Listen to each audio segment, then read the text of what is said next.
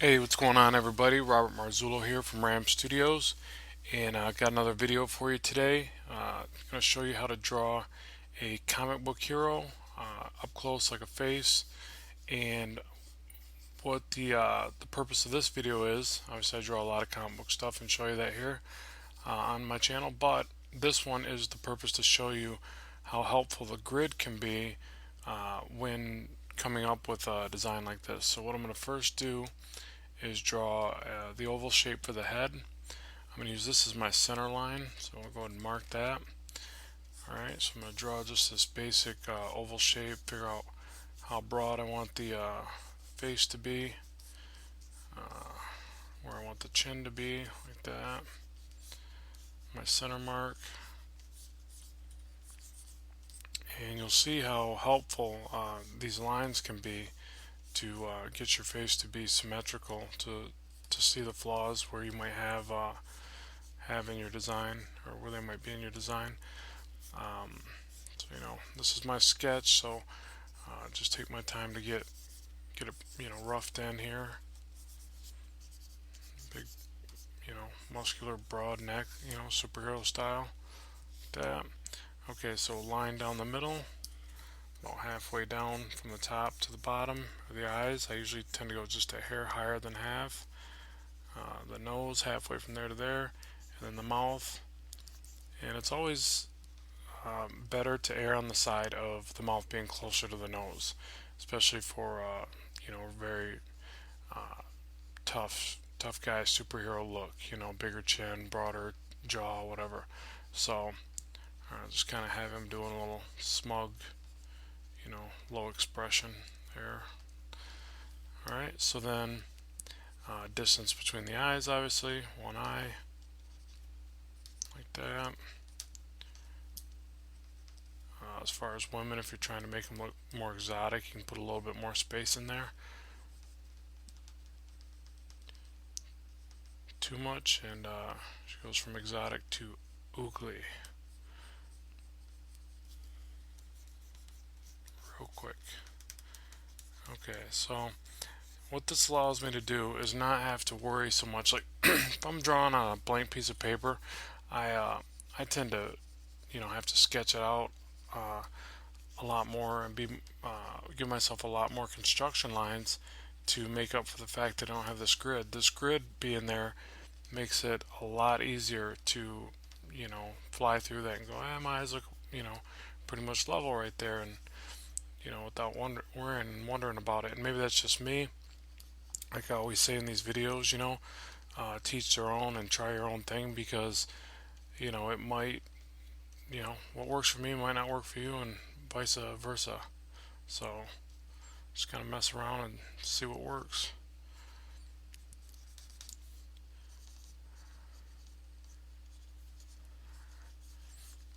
Let me bring that chin up just a little bit. It looks a little too elongated there.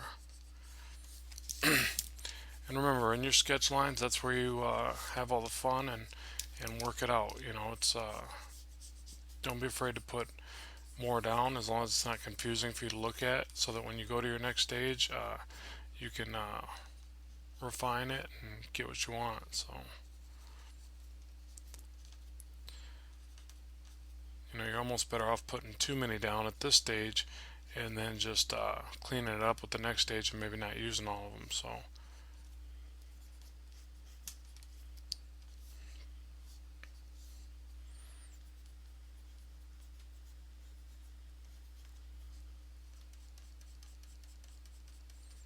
you see, I'm just kind of real quick throwing this stuff in. I'm not, trying to make it all perfect, and other than my shape and my symmetry, I'm focused more on that. The line work and the other stuff is more kind of hints to where everything's going, and maybe some of the shading hints to the shading, stuff like that. But it's not all clean and concise at this point. So I don't even like the way those eyes came out at all. I think the pupils were a bit too big.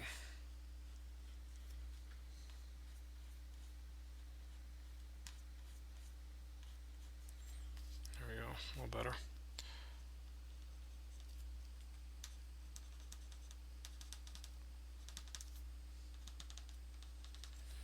Okay. Oh, gotta give this guy some ears.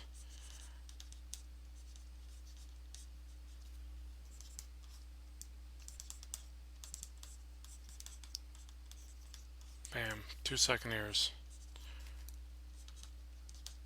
Alright, 3 seconds. Okay, so, alright, now the do. Let's see, hairline will be right across here probably. And what you do here is just kind of start waving in some lines. Just kind of scribble them out, and then what I do is, like, as I get to the edge, I'll kind of build a shape, you know, so I'll kind of have this imaginary shape in my mind of where the hair stops, you know, whipping around, like stops and gives the shape of the head. And then, like I said, when I go to do that next layer, I'll kind of refine it, add some more shading, and pick apart, you know, the lines that I think should stay in the design.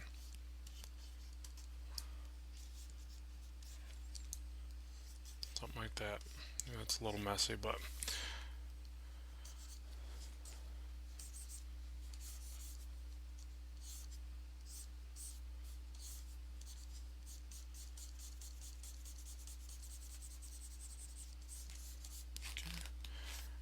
there's that. Okay, so there's our rough, you know, nothing too spectacular, but you'll see how much we can clean that up in the next stage. So let's go ahead and do that now. Convert that to a blue line, my favorite thing to do there. Go to the next layer and start penciling over top. Actually, I'll drop that blue line down just a hair more in opacity. I could probably drop out the grid at this point, but I'm not going to. I think it'll still help me even in the next stage. I'm going to bump up the pencil a little bit, give myself some more defined lines. Okay, and then now I'm just going to go through and try to add some line variation here to show more definition in the forms, like so. Alright, now I got to keep in mind that the hair is going to kind of break into here.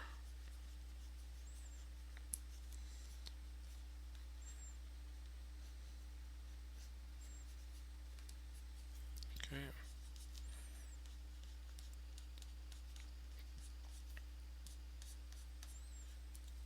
That's really all you do, is just start adding little bits of shadow and, you know, more depth. I think the ear would actually come more over this way.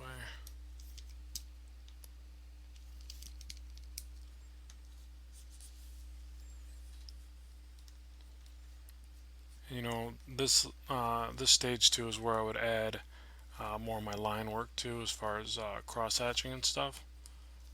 So just kind of first I'll get the shapes down, and you know, I try to break up the lines as much as possible, not just put down, you know, a bunch of traced lines around the object if at all possible. Just looks a little more boring if you do that. So you try to just, you know, break it up, do a few different types of lines. You know, like even that line, how I came straight down the nose with that, probably break that right there. A couple little lines like that or something is more interesting to look at than just a straight line up the nose. Even I probably even traced around the base of the nose too much, but for this video and the sake of it, I'll just kind of keep moving. And you know, you got to be real careful with overdoing the cheek lines, laugh lines, whatever. Any of that stuff. If you trace it out too much, it's going to make the face look very what's the word for that? Just too stiff, too fake. You want to be very sparingly with your lines, and And your shading, you don't want to overdo your shading, but you also don't want to underdo it. That's a problem that I deal with a lot. Kind of scared to overshade a lot of times. So make sure you don't fall into that category either, because especially for line art, shading is extremely important. Good heavy darks are extremely important in this kind of work. So you don't want to be afraid to do that. You just don't want to overdo it and drown out your piece, all the detail in your piece, basically. So it's a nice little balance there that you got to try to find.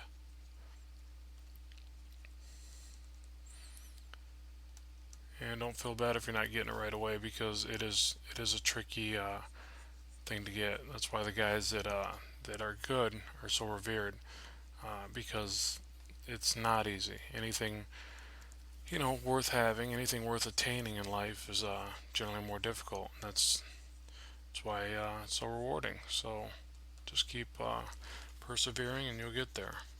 That's all you can do.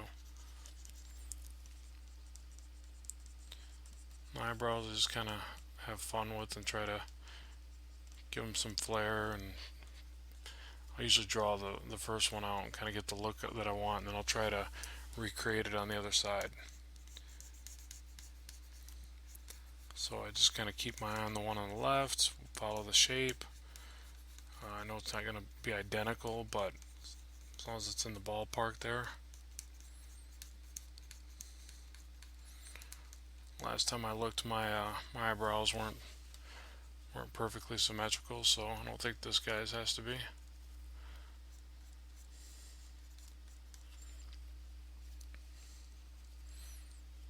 We'll give him a unibrow because that looks tough. No, I'm just kidding.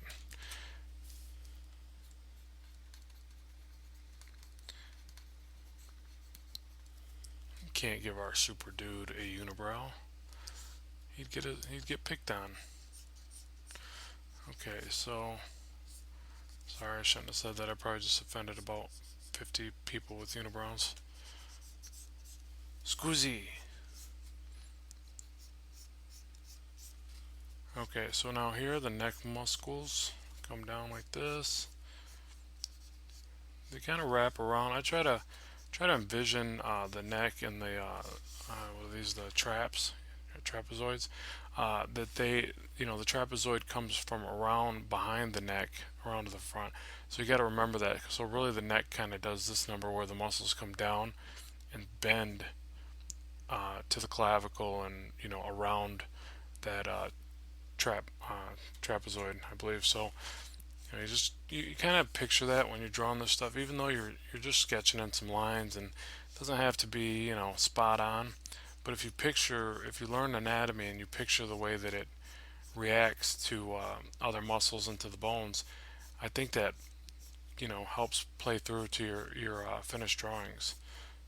So just keep that in mind. That's why it's good to look at some of those anatomical drawings, and watch the relationship of the muscles to one another, and how they react to the bones and the structure, because then that stuff can play out into your artwork.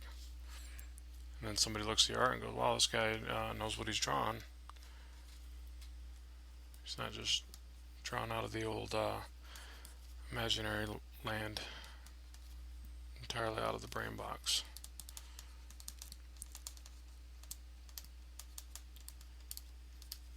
Got to do some studying, like anything else. Okay, now to the infamous hair, which is always tricky for me, so bear with me. Like I said, I just try to do these kind of waving patterns, and then once I get to the area where it looks like it's going to go to the back, I just point, draw the points to them, and then say the front of the hair here is going to be a little bit more, flipped or waved or whatever. Just kind of do that a little bit.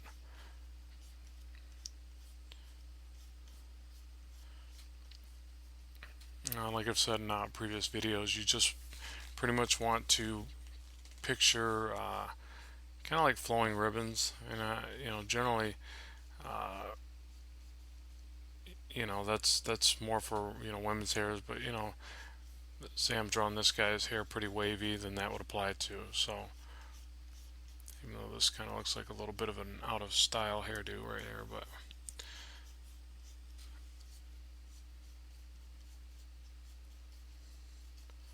see, I'm just kind of drawing these little lines and, not really over committing to one. It's not like I'm going like this and tracing around the head or something. Just kind of dancing in and out of there with the lines to find the shapes. And that works semi well. It's not great, but like I said, each layer you can kind of bring that out a little bit more. So I'd get in there and now and try to find some of the shadows in between these bulks of hair or whatever, and you just keep building up from there. Excuse me. And then the final touch is once you got all your shadows and your line work in there, you can come back with white and kind of do some of the little strands of hair in front of others parts of it with the white. It's kind of an easy, quick thing to do at the end and brings it out just a little bit more.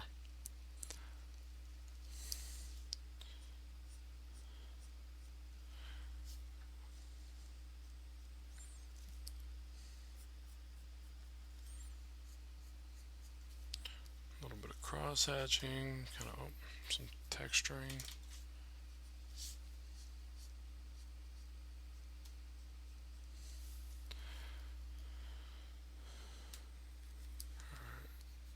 I don't want to get ahead of myself. Usually I try to bounce back and forth when I'm trying to draw symmetry, and if I'm drawing one side I go to the other side, try to draw that. Like right there I can tell I just drew that eye shape a little bit smaller.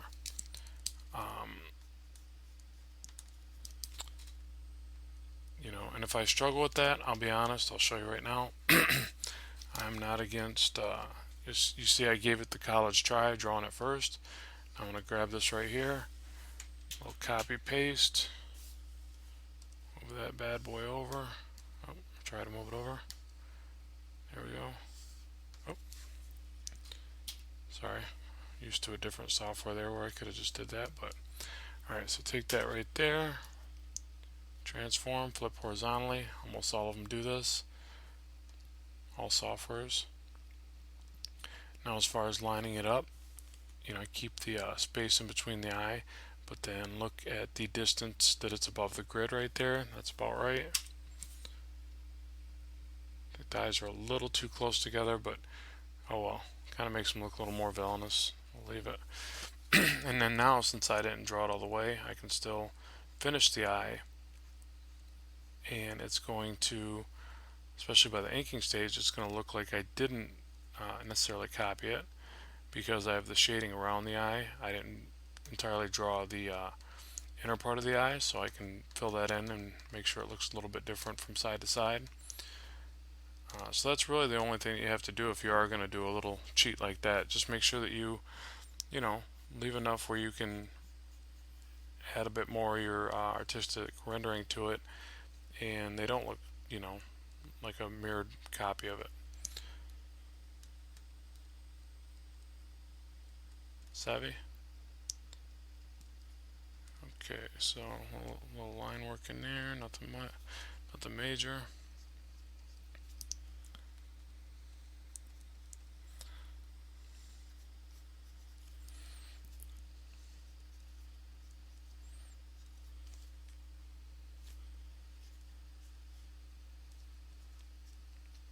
Okay, so now there's pretty much our sketch of our superhero guy.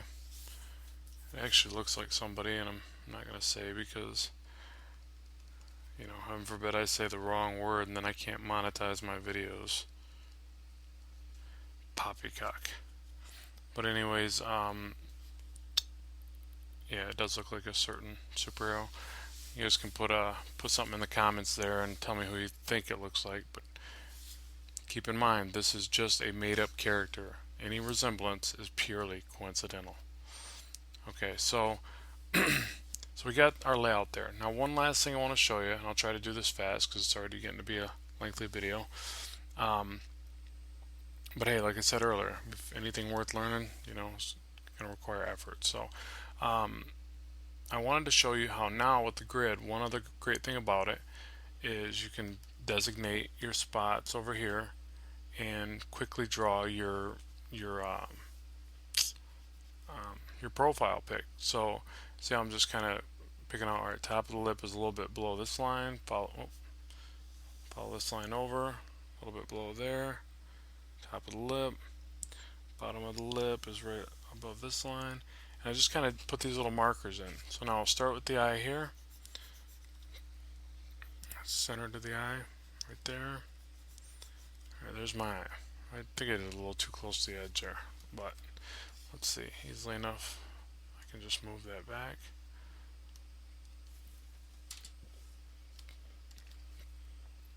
Okay, so we'll start with that.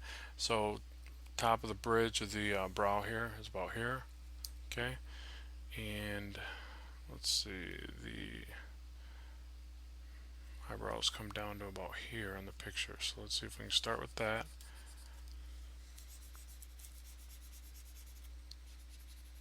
And what I'm doing is just creating landmarks for myself to create this drawing of the character's profile. So there's the brow.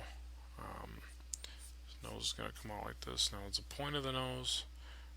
The more I look at this nose, I don't like it. But point of the nose, we'll say the tip would be here, the bottom there. So tip here, maybe a hair higher. The bottom here like this. Something like that. Top of the lip. Something like that. And the hairline hits about there.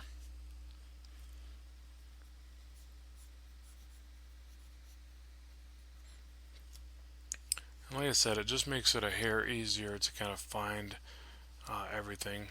I mean, it's not going to draw it for you. You know, you're still going to have to play around with it a bit.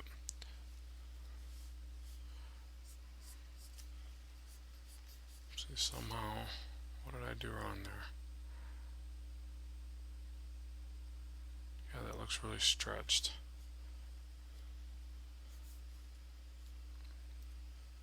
Maybe it's just the way I should have brought the nose out further, maybe.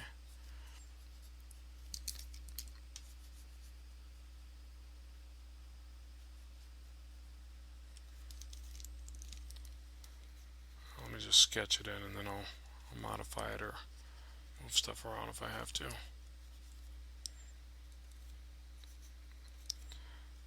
And that's probably why, because I actually started trying to draw a little bit more refined lines. It's always good to get that sketch in there first. Just really helps. So basically, you know, sketch the entire proportions like this.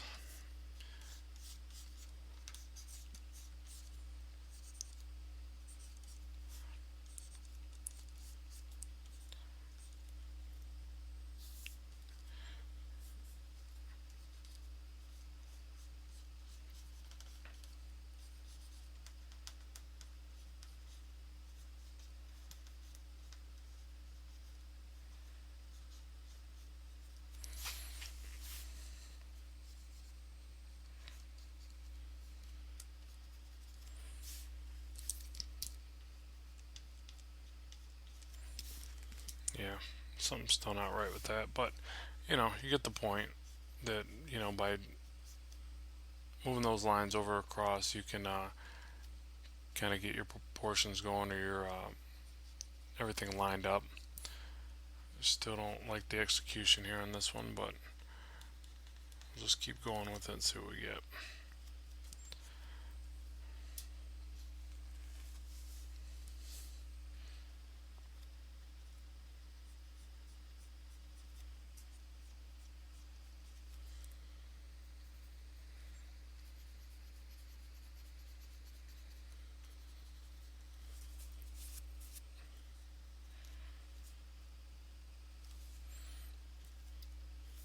Okay.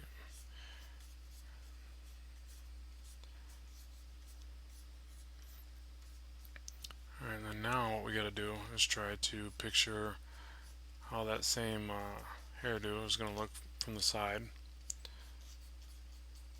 So even though you do kind of the same little wavy squiggly lines, it's, it's picturing that in a different dimension or view or angle or perspective or yada yada. So that's where the tricky stuff comes in. That's where getting your eye to mind's eye to perceive stuff like that, and then be able to lay it down extremely fast and it look correct. That's where a good comic illustrator can do that from years of practice.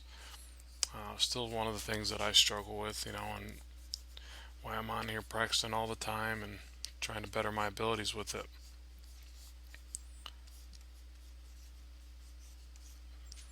Well, like I said, I really should have did just the straight up sketch phase. That's basically what this is turning into, more of a sketch than Even though at first I started to try to draw it in a more refined fashion, you need that sketch line to really go off of. I mean, it helps to even do it a couple times to get everything just right before you're going to commit to it and say, go to inks. I admit some guys probably can just flow right through it and go right to their inks and it looks great. I can't. I gotta get a little bit more uh, refinement into my drawing before I want to actually commit to the lines and ink them out. So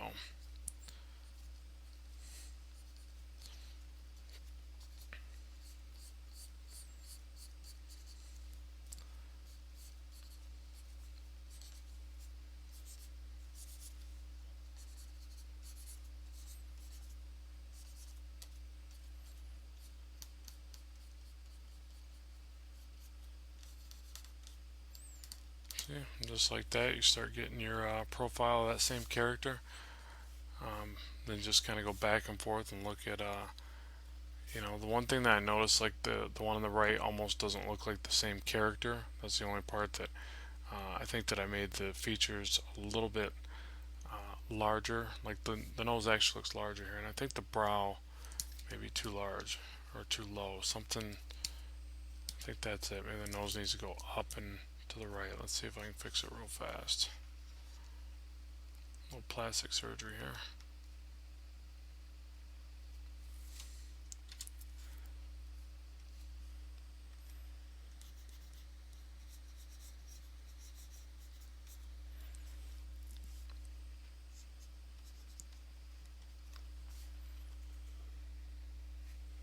And when in doubt, zoom out.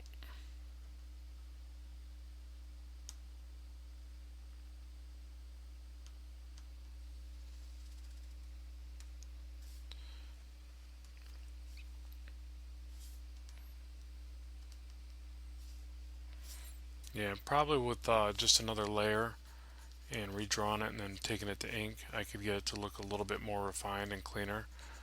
Uh, and that's another good reason why those layers help out. Uh, Even treating your inks like one last additional layer.